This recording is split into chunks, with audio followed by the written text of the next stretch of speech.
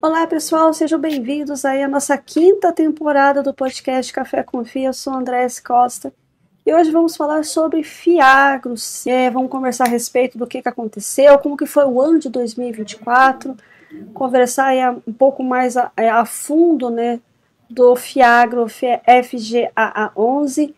Mas antes, seja muito bem-vindo novamente, João. Nós já conversamos anteriormente, eram outro gestor, né? Hoje é você que está aí responsável.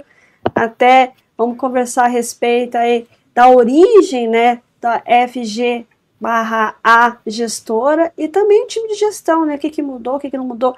2024 foi bem agitado. Seja bem-vindo mais uma vez, João. Bom dia, boa tarde, boa noite aí para todo mundo, no horário que cada um vê aí.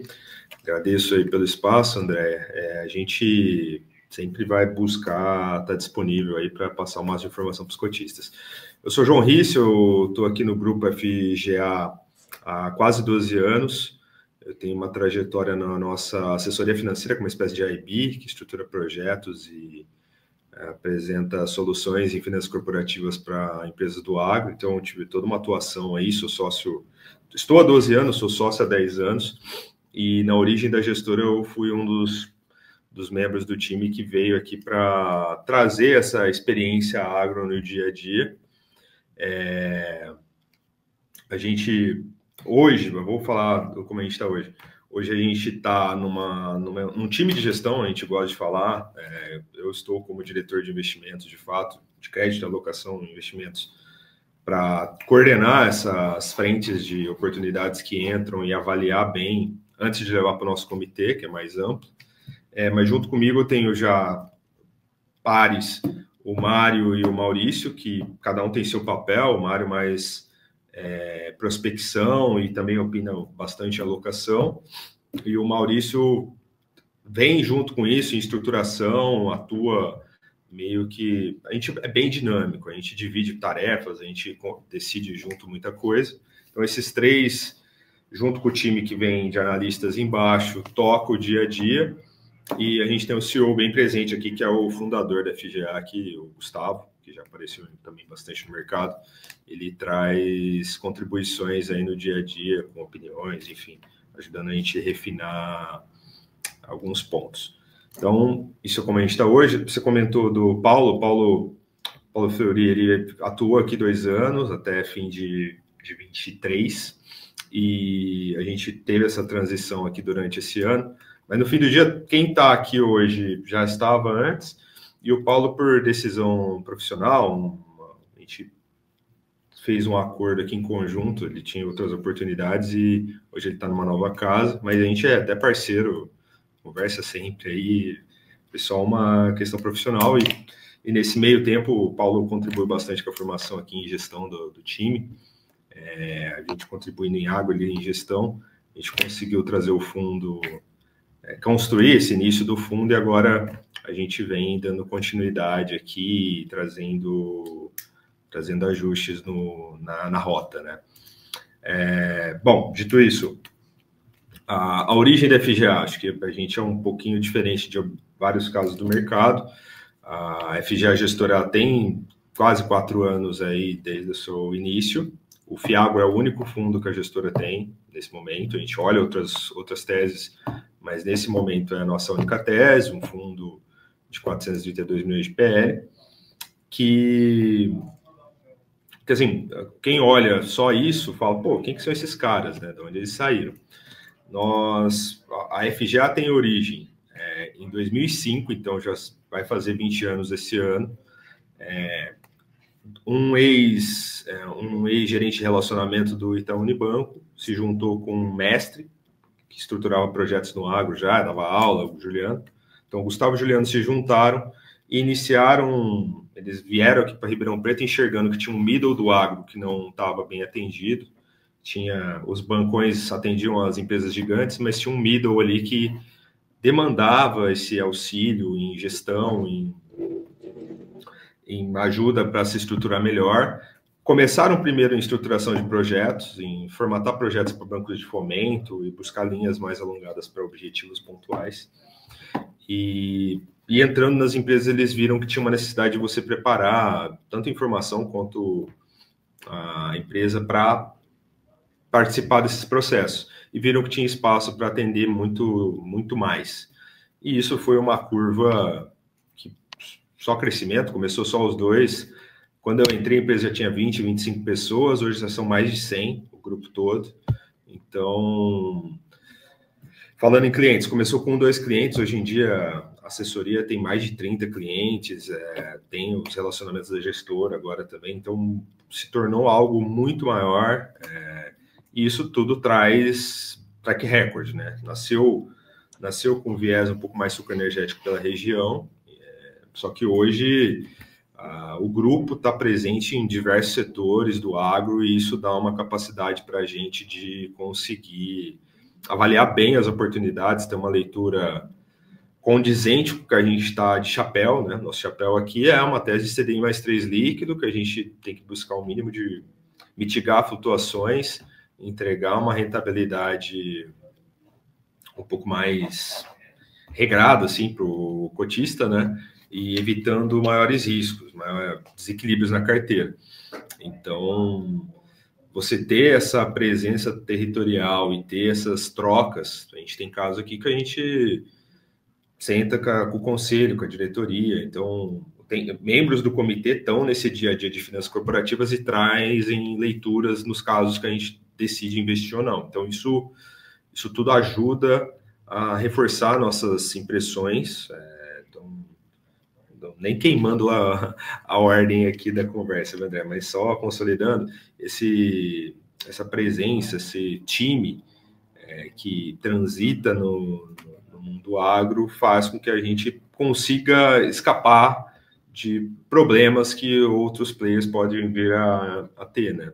Óbvio, ninguém tem a bola de cristal, mas grande parte do que aconteceu de problema aí no mercado passou na nossa mesa e a gente negou. Então, isso já são 3 anos, o fundo nasceu dia 12/1/22, faltam 4 dias aí para os 3 anos, mas faltam poucos dias para os 3 anos, e isso vai validando que a gente tem tomado boas decisões.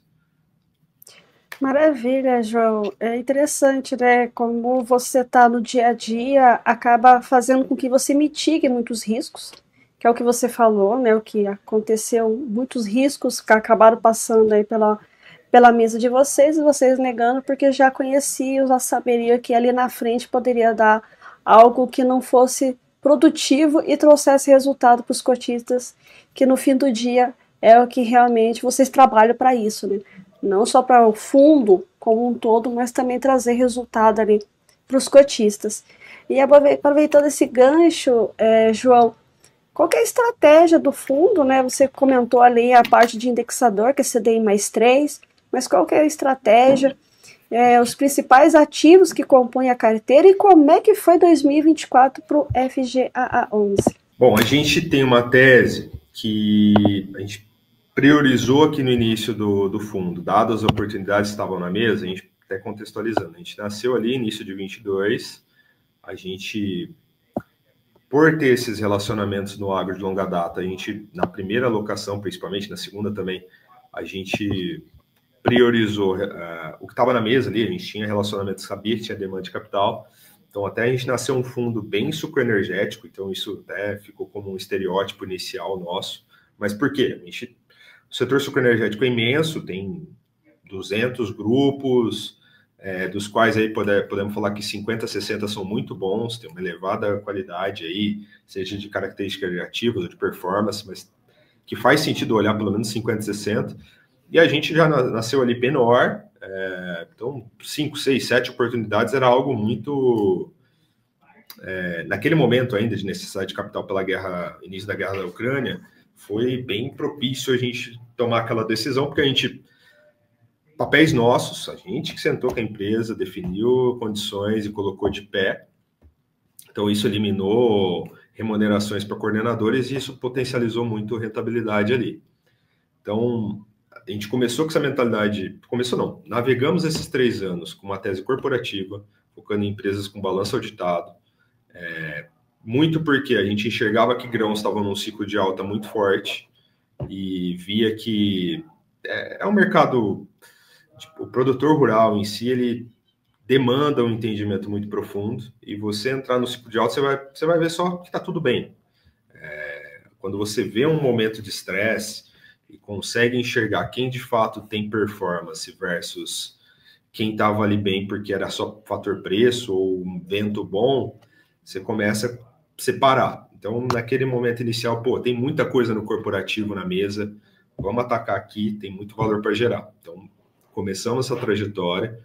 Grande parte do que a gente alocou nos primeiros anos foi focado em originações. Hoje a carteira tem cerca de 70% dos ativos originados por nós.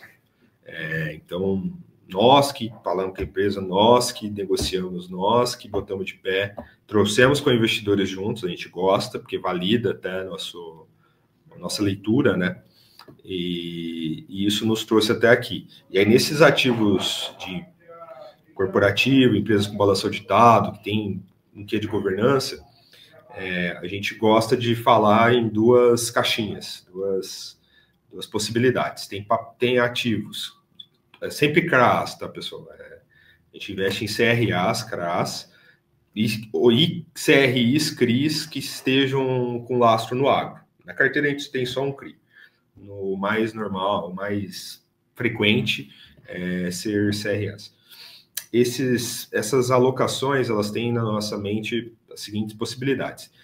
Tem os papéis de giro, que a gente vai alocar em casos que tem um spread menor, só que também tem um nível de qualidade de crédito muito elevado, com a mentalidade de eu poder negociar esse ativo, eu poder transitar com ele com mais facilidade, que o mercado tem mais apetite por esse tipo de ativo. Então, a gente já chegou a bater aí 40%, 45% de ativos com rating público, ordem A menos ou superior, para boa parte da carteira. E isso foi uma ação acertada, deu resultado, isso garantiu muito o yield aí ao longo do tempo. E isso é um dos pilares de geração de valor aqui da tese, de você gerar bons ativos e negociá-los no secundário, gerando ganho de capital. E até nesse momento, parênteses, nesse momento de mercado, pós-CMN, pós-LCAs com carência aumentada de 3 meses para 9 meses, a demanda por CRAs está muito maior e a gente tem uma atração bem grande atrás desses ativos. A gente tem escolhido, esse momento, como agora a gente está num momento de que teve algum estresse e todo mundo está indo para a qualidade, muita gente quer esses ativos, aí a gente, conforme a gente está originando, a gente vem escolhendo vender com parcimônia para também manter a alocação, manter a característica da carteira. Então, a gente está no momento que a gente escolhe quando negociar esses ativos. Chegamos no ponto de maturação da carteira, nesse sentido.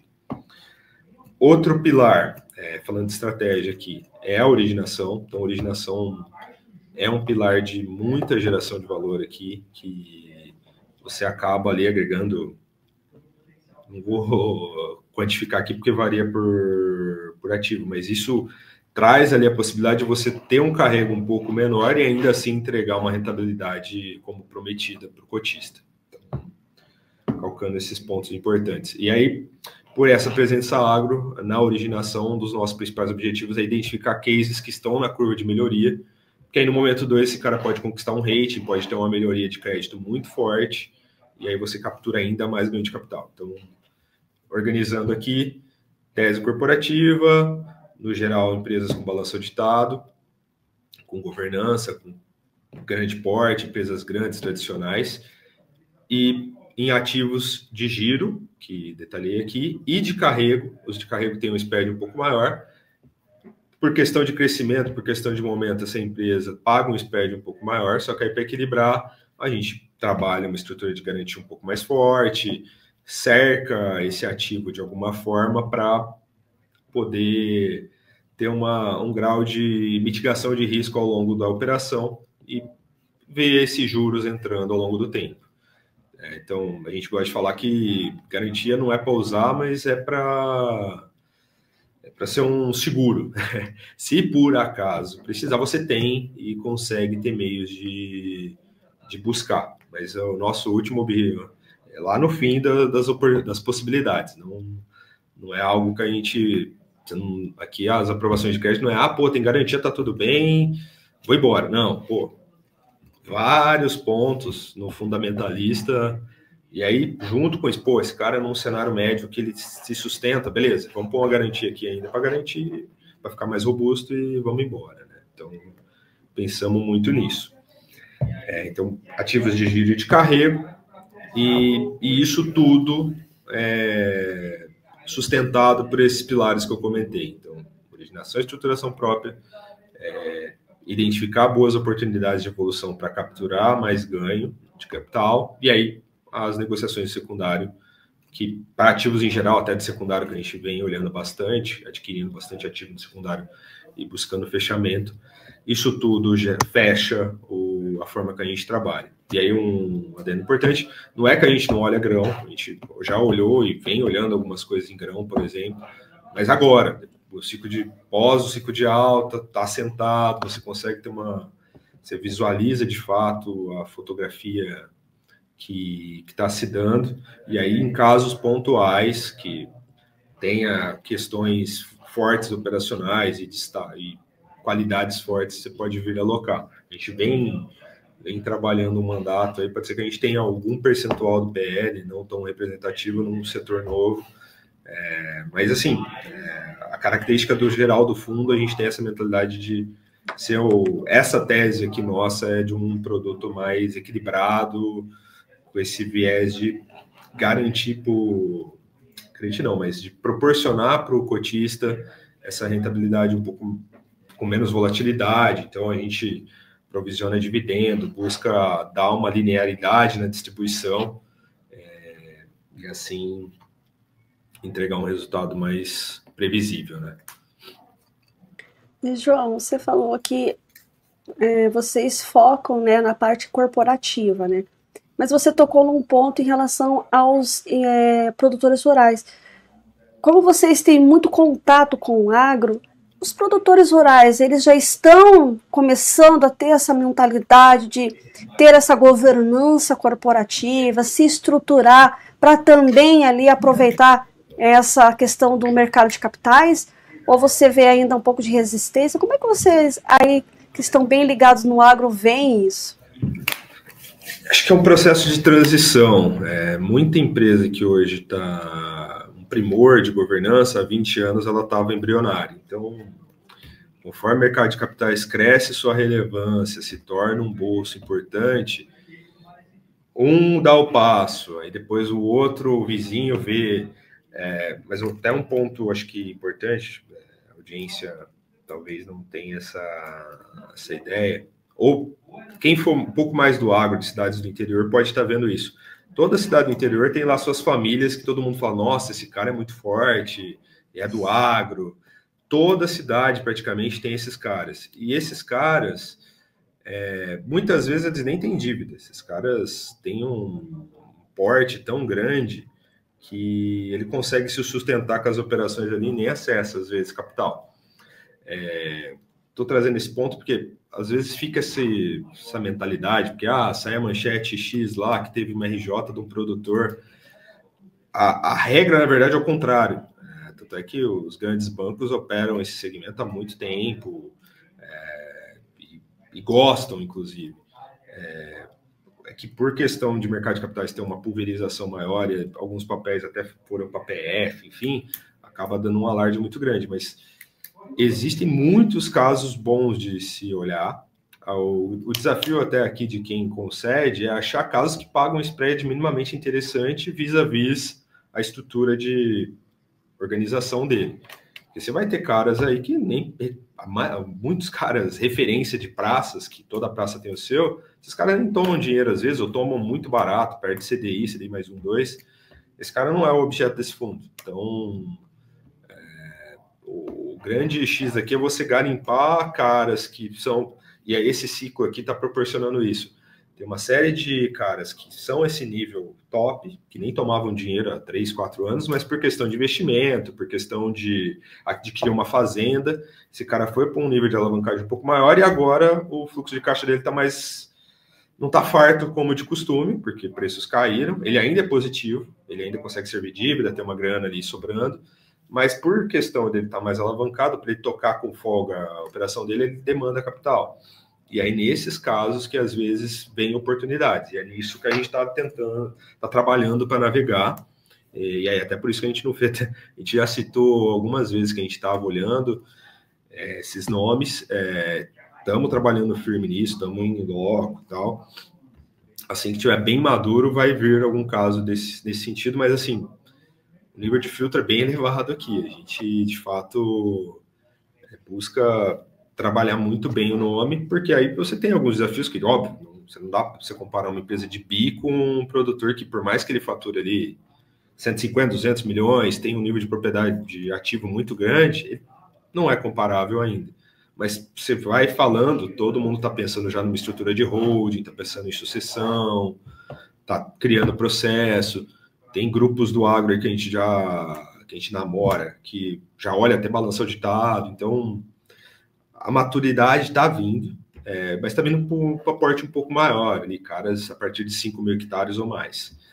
Esses caras já estão começando a olhar. Menorzinho, acho que até nem faz sentido por questão de estrutura de custo de operação e tal, esses caras ainda não são objeto de um fundo como o nosso. Mas nesse nível, com algum porte maior, começa a fazer sentido. Mas aí já deixando outro ponto bem cravado, a tese aqui, eventualmente a gente tem alguma coisinha nesse sentido, mas no agregado a gente seguirá com companhias, enfim. O share maior do fundo seguirá sendo corporativo. A gente está nesse começo de olhar algumas oportunidades mesmo. E, de novo, oportunidades, com todo esse contexto que eu dei. Até porque você pontuou, né? Há uma transição, né? Ou seja, eles estão começando a ver que é interessante, né? Que vem aí toda uma governança ali, até questões sucessórias, e consequentemente faz sentido começar a ter a vislumbrar uma propriedade rural como uma empresa, né? Que na verdade sempre foi, mas não tinha essa mentalidade, né? E agora, né, com o mercado de capital, vem se transformando ali essa mentalidade, mudando, evoluindo para algo mais pontual e interessante aí. Até para o Fiagro estar olhando a respeito, né? Ou seja, é uma outra fonte, né? A mais, além de você ficar ali, ou dependendo do seu próprio capital de giro, ou, né, ali buscando capital numa instituição financeira. Então é bem interessante. E outro ponto, João, que você trouxe, que eu achei curioso, é que houve um aumento, apesar de toda aquela mudança de regulamentação lá em meados de janeiro, fevereiro de 2024, ou seja, estamos quase com um ano aí, nessa mudança dos prazos, né? Os CRAs terem um aumento de busca, né? Tem interessante esse dado aí que você trouxe. A pessoa física, ela começa a olhar para... Ele já vai estar com uma restrição maior ali de prazo na NCI, que antes era 3 meses, aí começa... aqui eu estou pegando 85, 90 CDI, 90 e pouco. Talvez se eu olhar aqui um CDI mais 1, 2, aí depende do papel, eu consigo rentabilizar melhor, e às vezes não são papéis tão longos, pega o papel no secundário, então esse secundário tem começado a tracionar. Aí as casas que distribuem papel vêm e demandam cheques para conseguir trabalhar esses ativos, então isso vai ganhando tração, vai crescendo, né? E aí a tendência é popularizar cada vez mais, né? Exatamente. E os riscos aí associados ao investimentos do FGA11? Falando aí até da volatilidade e do segmento, né? Vocês falaram que vocês têm olhado outras operações, mas o grande core ali é o suco energético, né? Como é que está esse segmento? Foi em 2024 e como é que vocês estão tendo a perspectiva para 2025? Alguns pontos. O agro tem sua característica cíclica, né? Commodities mundiais, momentos de sobreoferta, de déficit de oferta. Então, isso gera flutuações. Então, isso pode deixar alguns pelo caminho. E aí, a missão nossa é identificar players com resiliência e com capacidade de passar por esses momentos. Daí que vem a história da análise fundamentalista, de entender o negócio do cara, de ver as qualidades dele e diferenciais. Então, A gente busca cases que tenham essas características, e aí, além disso, na carteira a gente ainda cria um mix que protege a exposição como um todo. Então, por mais que a gente selecione, se a gente selecionar caras com resiliência, mas num teor de spread maior, buscar um spread médio maior, aí você tem mais 4,5, 5, 5,5, naturalmente você vai ter um pouco mais de risco embutido, porque são caras todos na fase mais alavancados, com seus desafios e tal. Então, por isso que a gente tenta costurar risco. Casos muito consolidados, tradicionais, tem porte, tem política de liquidez muito forte, que tem diferenciais muito pesados, com caras talvez não tão grandes, que tenham seus diferenciais locais também, mas que pagam um pouco mais esperto. Então, falando de agro como um todo, a gente pensa em diversificar e trazer perfis diferentes muito nesse sentido. Falando de segmento específico, o sucro energético está num momento excepcional. Já é um ciclo aí que já está durando 4 anos de alta, preços construindo desde então para o açúcar. O açúcar, na média do setor, representa aí metade, nos players que a gente navega até mais, 60% do que se produz é precificado no açúcar, então esse pessoal está tendo uma remuneração muito forte, dado os níveis de preço atual, que é acima da média histórica de maneira relevante. Então, a gente está terminando essa safra agora em março 25, com uma característica muito positiva, empresas rentabilizando, boa parte da carteira desalavanca, ou relevantemente, ou pelo menos marginalmente. Então, é melhora geral do setor. E para seguintes, a gente gosta de olhar casos que tenham política de hedge mais consolidada. Então, esses caras já estão com preço trabalhado da próxima, da outra. Então, somado ao fato do ano da próxima safra agora seguinte, 25, 26, ter um cenário positivo de novo, por questões mundiais, mesmo o Brasil fazendo muito açúcar, não está transbordando, não está fazendo o preço derreter. Então, preços devem ser bons de novo, mas junto com isso o pessoal está fixado. Então, nível de fixação legal, 40%, 50%, 60% da safra que vem. Então, isso dá uma resiliência de resultado para esses players que mitigam muito. Se tiver uma inversão, esses caras estão protegidos para lidar com isso, mas, de novo, isso nem no horizonte está nesse momento. Então, o cenário é muito positivo, segue muito positivo. No etanol tem seus desafios por ser limitado pela gasolina, barra em 70% da paridade do preço. O etanol vai até 70% do preço da gasolina, mais ou menos, então isso limita um pouco. Só que ainda assim, nesse momento, por exemplo, está no break-even, levemente positivo o etanol. E até a gente está numa safra um pouco melhor que a passada, porque nessa safra, os preços da entre-safra agora devem andar um pouco mais. Então, o pessoal vai colher benefício agora na entre-safra de quem conseguiu estocar, na nossa carteira todos estocam. Então, isso gera benefício de rentabilidade para a foto final. Então, a gente está bem tranquilo com o setor, de modo geral, e aí, o sucro energético representa aí ordem de 70% da carteira, e a gente vem, ao longo do tempo agora, conforme alocações de novos setores vêm, a gente reduz pontualmente essa posição. A tendência é a gente ainda seguir com concentração de sucro energético aí. Se olhar a foto daqui a um ano, eu diria que o sucro energético vai seguir ainda como mais relevante, até pela duration dos nossos papéis. Só que a gente deve, ao longo do tempo, ir diversificando. A gente tem na cabeça também que é positivo a gente trazer maior diversidade setorial, né? Diversificação sempre é positivo. Mas, e tem outro ponto, por esse momento excepcional, os spreads para as empresas caíram muito. Os bancos estão concedendo crédito muito mais barato para esses players de sucro energético, e aí vem para um nível que não faz sentido para a tese aqui. Então, por esse motivo também, não tem vindo tantos nomes que a gente acha que cabe aqui na tese. Então, por isso também a tendência é a gente ir diversificando gradualmente. E a carteira já teve alguma situação adversa ou ainda não? Como é que ela está?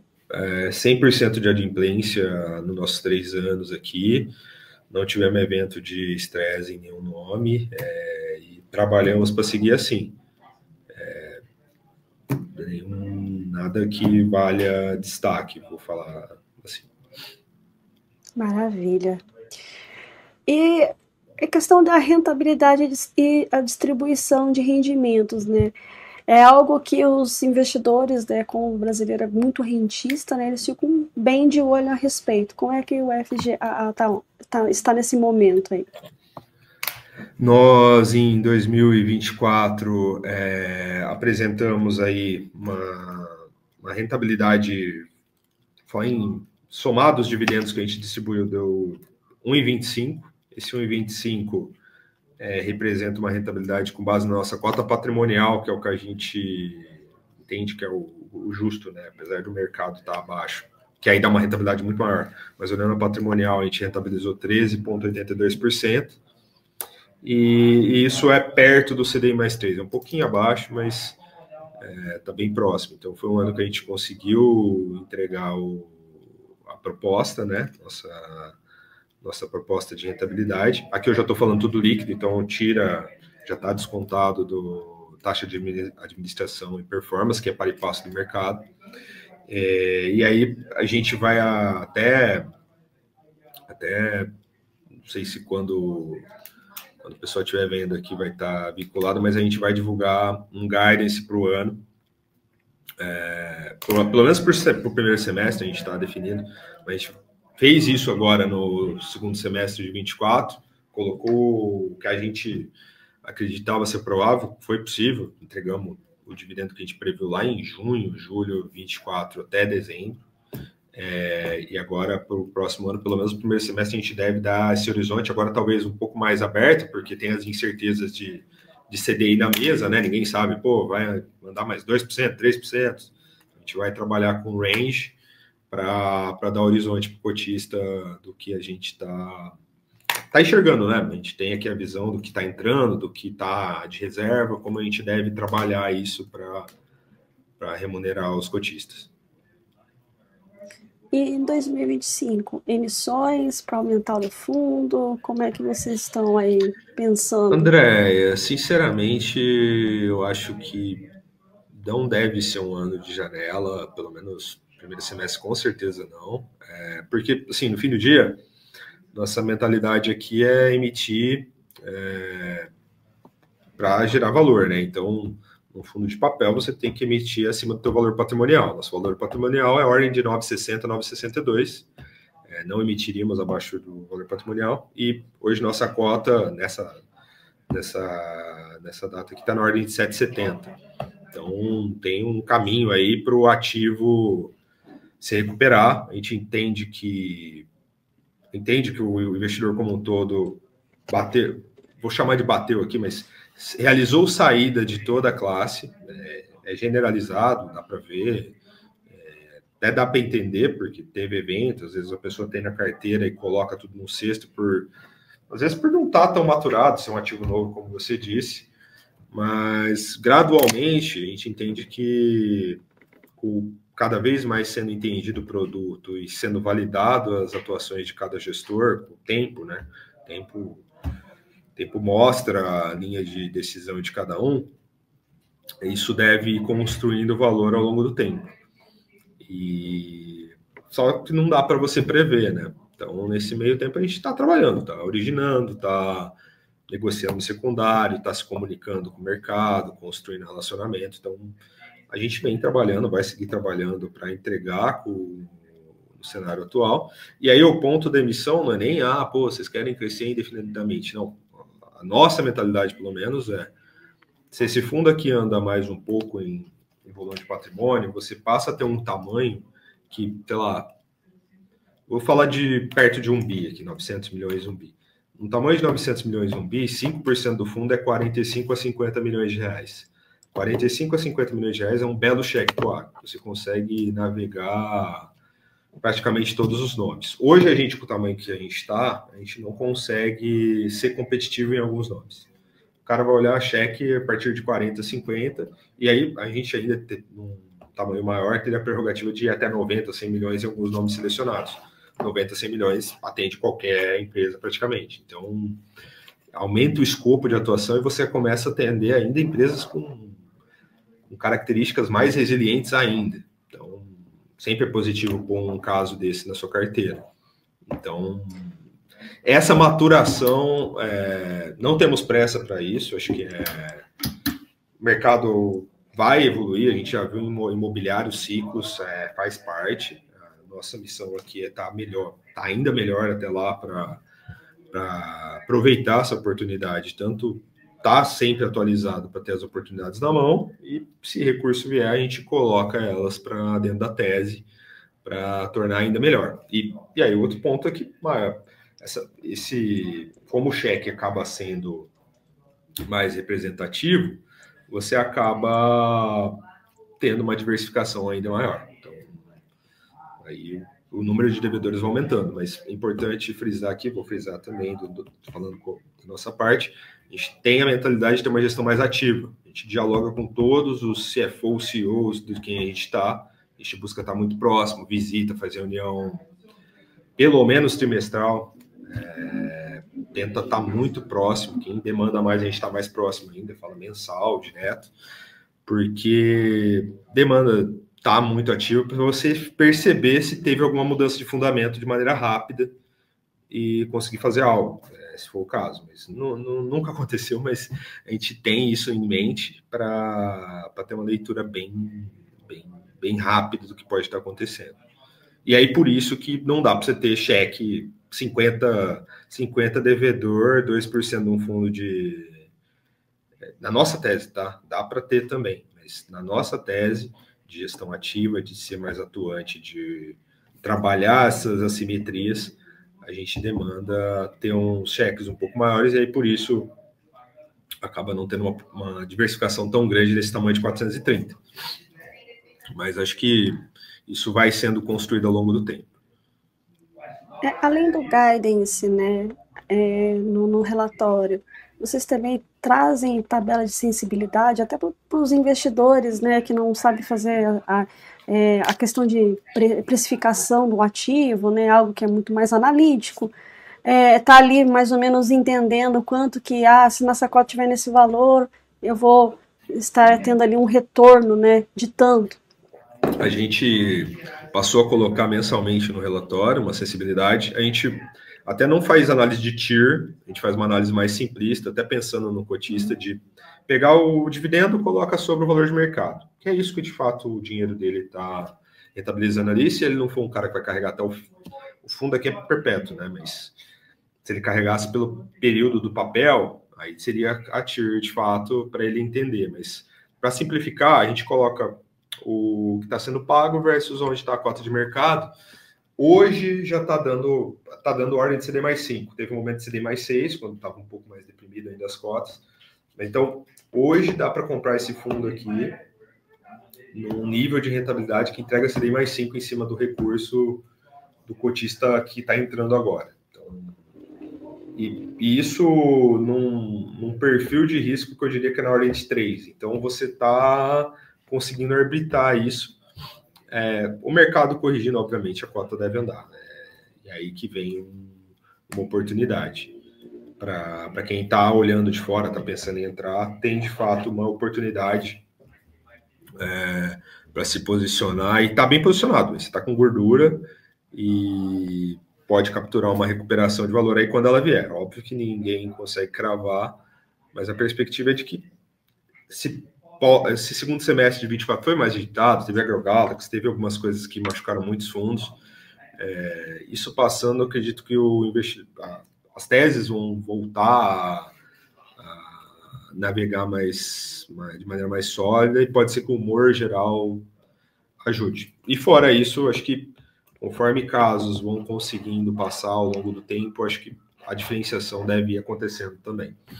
E a gente trabalha para isso, para conseguir seguir com a adimplência como está e entregando resultado para alcançar e conquistando essa confiança do mercado. Maravilha.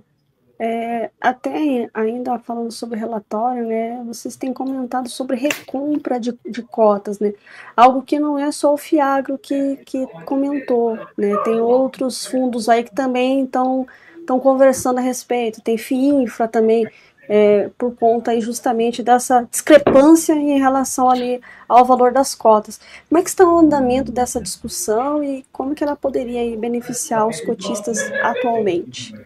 O fundamento dessa ideia nossa veio quando saiu a 214, a normativa dos fiagros ali em setembro, a gente olhou e viu que tinha esse potencial ângulo da possibilidade de compra de cotas.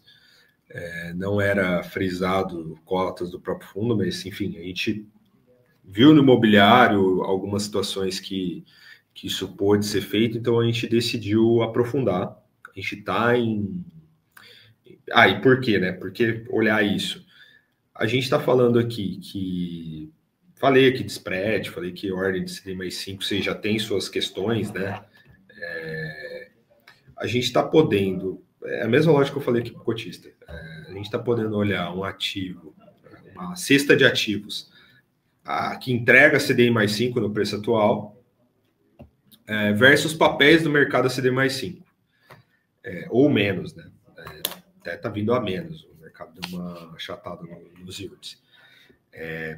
A decisão como gestor aqui é olhar e, vou esgotar essa linha aqui, porque se de fato eu puder recomprar parte das minhas cotas, seja para mesmo liquidar, poder alocar esse capital de uma maneira um pouco mais... otimizar a alocação de capital. E, além de tudo, eu vou mostrar o que a gente fala desde sempre. Pessoal, quem está comprando hoje a 7,70, na verdade está comprando 9,60. Tem 9,60 ali dentro. São ativos que têm esse valor e, conforme os vencimentos, esse dinheiro volta. Então, uma eventual recompra ainda vai demonstrar que, aqui, esse valor existe, e aí até a gente, o que vai gerar de PL adicional esse movimento, a gente pensa até em, às vezes, amortizar para, de fato, mostrar, esses X centavos aqui foi daquele movimento que a gente falou que tinha valor. E isso premiar os cotistas que ficam, né? Bom, isso era a ideia, o racional, como a gente pensou, o racional. A gente está no ponto que a gente está com o assessor legal conosco, estruturando uma consulta formal com a CVM. A gente vai andar um pouco mais nesse primeiro trimestre nesse front. É um processo que leva seu tempo, tem referendos, tem pessoas que precisam olhar do órgão e tal.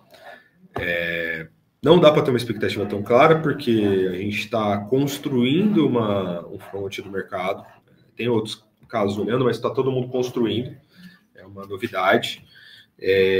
Mas aí até o objetivo maior vai se criar uma ferramenta adicional para a indústria trabalhar na gestão.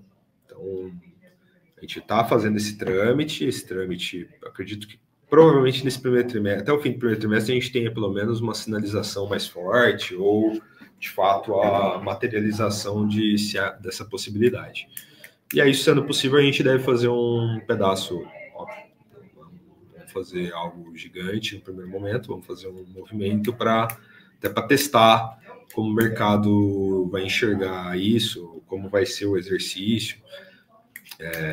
A gente até citou um exercício num relatório recente, a gente citou lá 10, 15 milhões para enxergar, porque aí às vezes você dá a saída para os flipadores, para aquela galera que às vezes entrou com pouco recurso, mas fica estressando venda ali diariamente. Às vezes você consegue tirar parte disso e ainda traz uma estabilidade maior para a cota.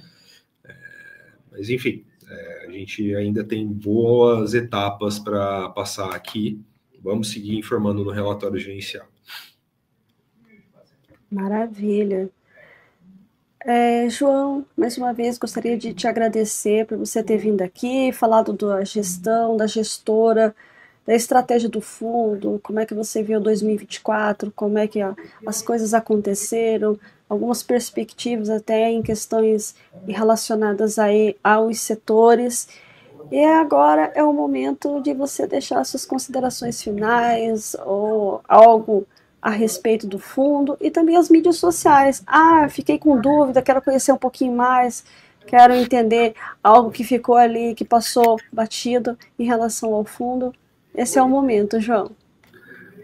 Bom, para o ano de 25 a gente tá com a mentalidade de ser ainda melhor com o que a gente tem em mãos, né? Então, originação, seguir sendo muito bem trabalhada, seguir trazendo nomes, trazendo oportunidades, olhar tudo que vem do mercado para buscar as melhores possibilidades, e trabalhar cada vez mais. A gente tenta se conectar com o mercado inteiro, porque isso potencializa todos os processos, tanto com o investimento de quem vem em papel junto com a gente, quanto para negociar papéis do secundário. Então, a gente continuamente dialoga com o mercado e está se conectando com todas as bases possíveis para estar acessível, né? Conseguir esclarecer o cotista que demanda lá na ponta do assessor, da corretora. Então, a gente tem trabalhado bastante. Então, é um ano que a gente vai seguir nessa linha. E aí, o que vier disso, a gente colhe o fruto, né? Para todos, para os cotistas como um todo. A gente tem como principal comunicação o relatório gerencial, que é divulgado no Fundosnet e no nosso site, mensalmente. E a gente também tem um grupo de WhatsApp que circula relatório, circula todas as informações do fundo, inclusive tabela de acessibilidade que a gente falou aqui durante o papo. Então, o que eu aconselharia aqui, redes sociais também, a gente alimenta LinkedIn, alimenta Instagram, mas o que eu aconselharia aqui como principal fonte mais fácil é entrar no site da FGA, fga.com.br, aí lá nas abas superiores vai ter gestora e FGA 11, e lá dentro tem o relatório gerencial. Acho que via Google também dá certo, FGA 11, relatório gerencial vem. E no relatório vai ter já na capa o botão do WhatsApp, que já vai jogar direto para o grupo, para quem quiser ter esse rito de receber automaticamente, ou fazer esse processo.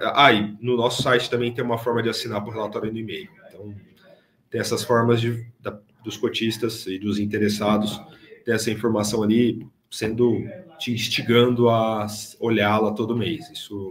Isso ajuda para quem está avaliando a entrada ou acompanhar, né? Então, acho que diria que esse canal do site, assinando ou estando no WhatsApp, sejam os principais caminhos aí para ter um bom acesso.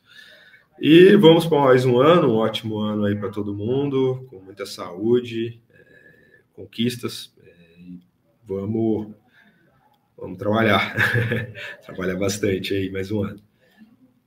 Exatamente, maravilha, João, mais uma vez, muito obrigado por você ter vindo aqui, trazer os esclarecimentos aí a respeito do fundo e as suas perspectivas para 2025. E pessoal, muito obrigada aí por essas 4 temporadas que tivemos e estamos aí caminhando agora para a 5ª temporada. Conto com todos vocês para continuar aí fomentando, trazendo sugestões e também aí compartilhando esse conteúdo que são informações tiradas diretamente da fonte. Mais uma vez, muito obrigada. E, pessoal, até o próximo episódio. Tchau, tchau. Tchau, tchau, João. Tchau, tchau.